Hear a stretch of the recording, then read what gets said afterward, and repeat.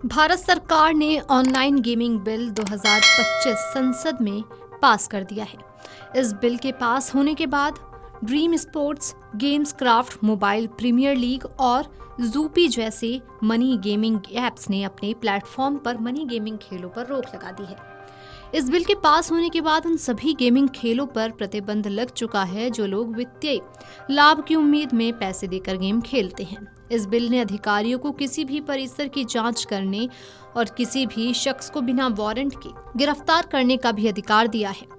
Online gaming bill 2025 में इस बात का स्पष्ट जिक्र किया गया है कि कोई ऐसा ऐप जिसमें व्यक्ति पैसा लगाकर जीत की उम्मीद करता है तो उसे गैर कानूनी माना जाएगा। सरकार के इस फैसले का एक बड़ा असर कई गेमिंग ऐप पर सीधे तौर पर देखने को मिल रहा है। इस फैसले के बाद कई लोग ये जानना चाहते हैं कि जिन लोगों के पैसे इन गेमिंग ऐप्स में पड़े हैं क्या वे वापस मिलेंगे। ड्रीम स्पोर्ट्स ने पे टू प्ले कॉन्टेस्ट पर रोक लगा दी है और कहा है कि जिन खिलाड़ियों के पैसे एप्लीकेशन में पड़े हैं वे उन्हें निकाल सकते हैं। इसके अलावा एमपीएल ने भी पैसों वाले गेम्स पर रोक लगा दी है। वहीं जिन लोगों के पैसे इस एप्लीकेशन पर हैं वो पूरी तरह सुरक्षित है।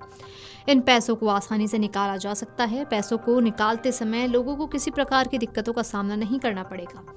गेम क्राफ्ट ने कई पैसों वाले गेम पर रोक लगाई है। कंपनी ने कहा कि खिलाड़ियों के पैसे सुरक्षित हैं, उन्हें आसानी से निकाला जा सकता है।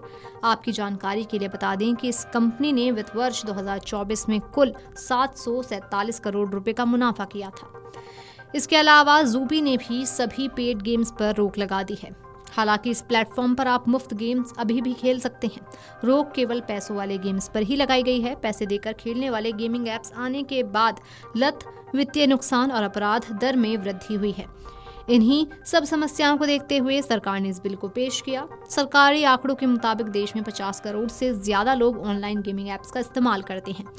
वहीं देश में हर साल लोग गेमिंग ऐप्स के चक्कर में 20,000 रुपए गंवा रहे हैं। इससे लोगों के घर परिवार बर्बाद हो रहे हैं। पैसे हारने के बाद लोग सुसाइड जैसे गलत कदम भी उठा लेते हैं।